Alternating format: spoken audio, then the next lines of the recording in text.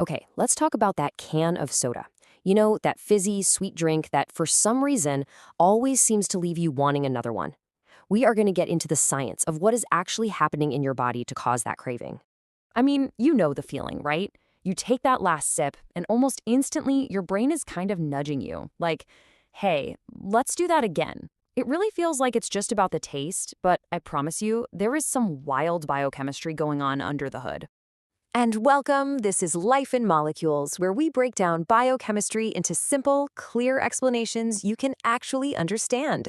So let's get right into it. So first up, let's talk about the sugar rush roller coaster. And I'm calling it a roller coaster for a reason. It all starts the second you take that first sip, and believe me, it happens fast. Here's the most important thing to get. Soda is liquid sugar. Your body doesn't really have to do any work to break it down, not like a piece of fruit or bread. So that sugar just floods your system and gets absorbed into your bloodstream almost instantly.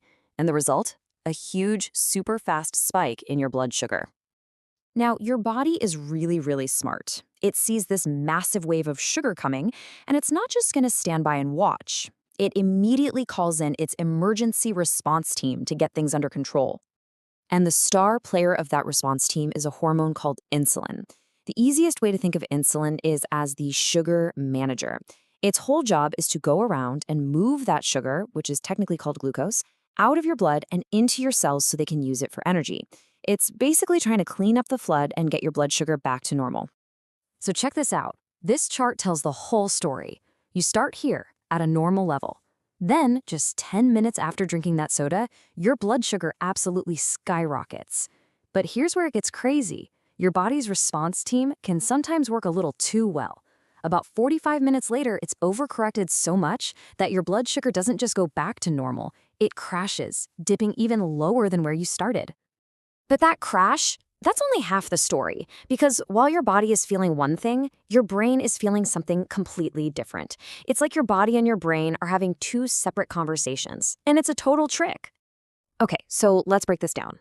On one side, you have your body. It's experiencing that sugar crash, right? It's sending out emergency signals saying, whoa, energy is dangerously low. We need more sugar right now.